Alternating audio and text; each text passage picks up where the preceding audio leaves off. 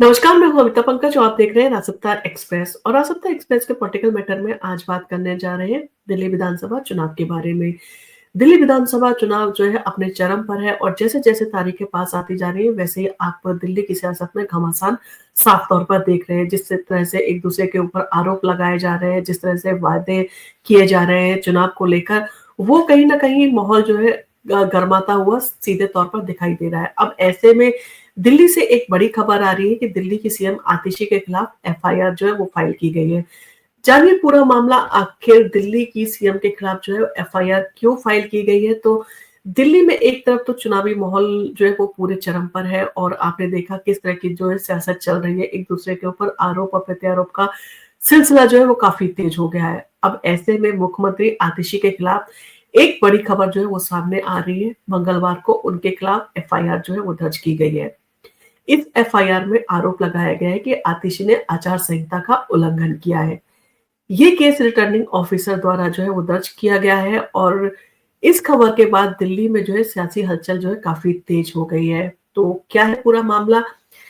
इसके बारे में अगर बात करें तो आरोप है कि मुख्यमंत्री आतिशी ने सरकारी गाड़ी का इस्तेमाल निजी काम के लिए किया और ये घटना तब हुई जब दिल्ली विधानसभा चुनाव की तारीखों का जो है वो ऐलान हो चुका था। 7 जनवरी को दोपहर करीब 2:30 बजे आतिशी ने सरकारी गाड़ी का इस्तेमाल अपने निजी ऑफिस में चुनावी काम करने के लिए किया और इन सारी चीजों के तहत जो है वो उनके ऊपर एफआईआर दर्ज की गई है।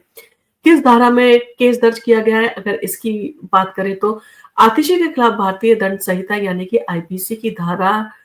223 ए के तहत जो है वो केस दर्ज किया गया है और इस धारा के तहत अगर दोषी पाया जाता है तो 6 महीने तक की जो है वो जेल हो सकती है और या फिर 2500 रुपए तक का जो है वो कहा जा सकता है कि जुर्माना लगाया जा सकता है या जेल या जुर्माना दोनों भी जो है वो किए जा सकते हैं कि क्या क्या सर्कमस्टांसेस है, किन सर्कमस्टांसेस में आपने ऐसा कदम उठाया। और ये आरोप विधानसभा चुनाव के ठीक पहले जो है वो सामने आया है, जो कि चुनाव आयोग द्वारा निर्धारित आचार संहिता के उल्लंघन का हिस्सा है। अब इन सारी चीजों के चलते एक तरफ जो है जिस तरह से ये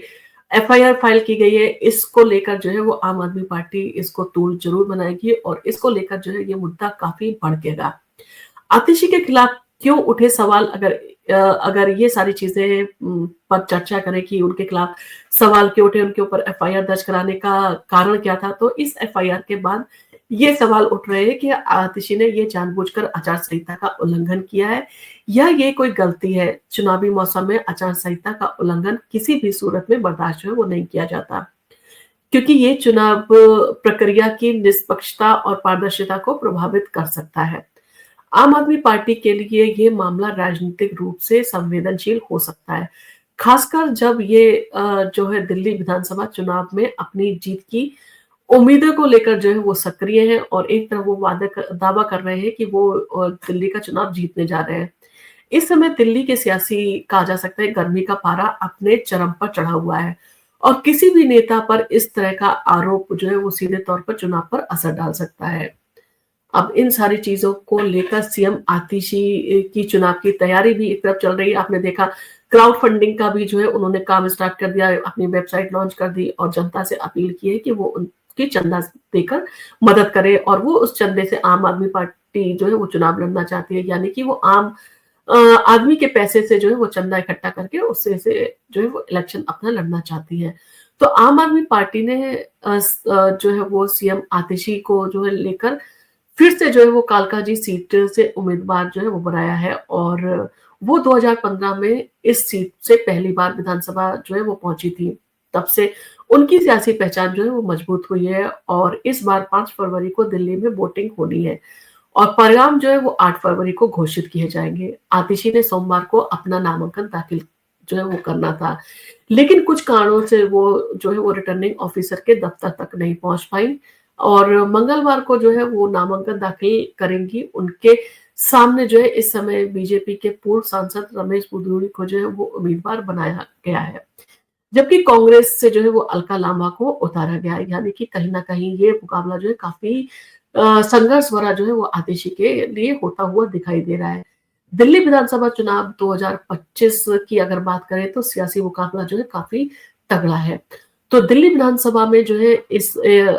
अगर हम बात कर रहे हैं इन सारे चीज़ों की, इन सारे समीकरणों की, तो आम आदमी पार्टी और बीजेपी के बीच में सीधे तौर पर कांटे की टक्कर जो है वो दिखाई दे रही है। आम आदमी पार्टी के पिछली बार जो है 2020 में 62 सीटों पर जो है उसने जीत दर्ज की थी, जबकि बीजेपी ने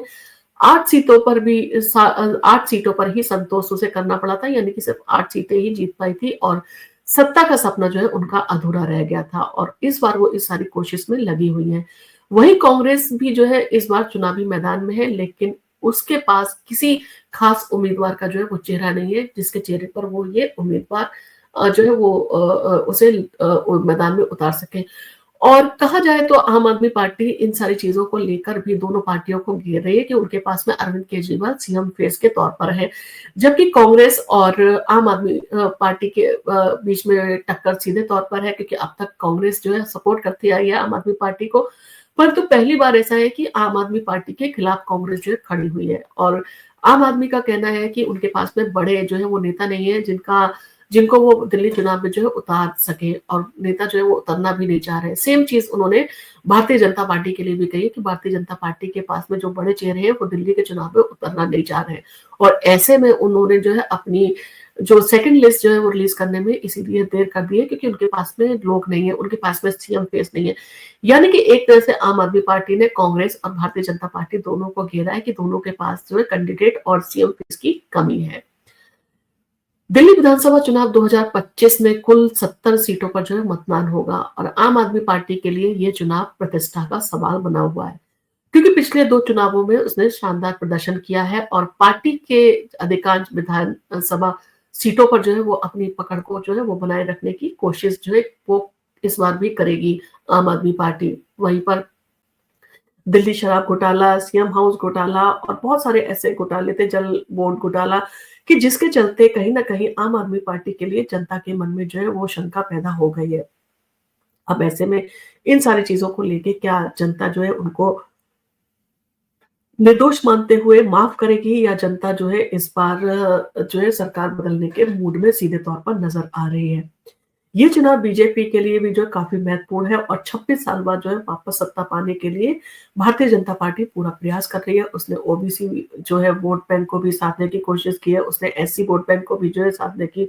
कोशिश की है, उसके लिए मीटिंग शुरू कर दी है। वहीं पर आरएसएस भी जो है वो उनको हर बूथ पर जो है वो सपोर्ट देने के लिए तैयार है।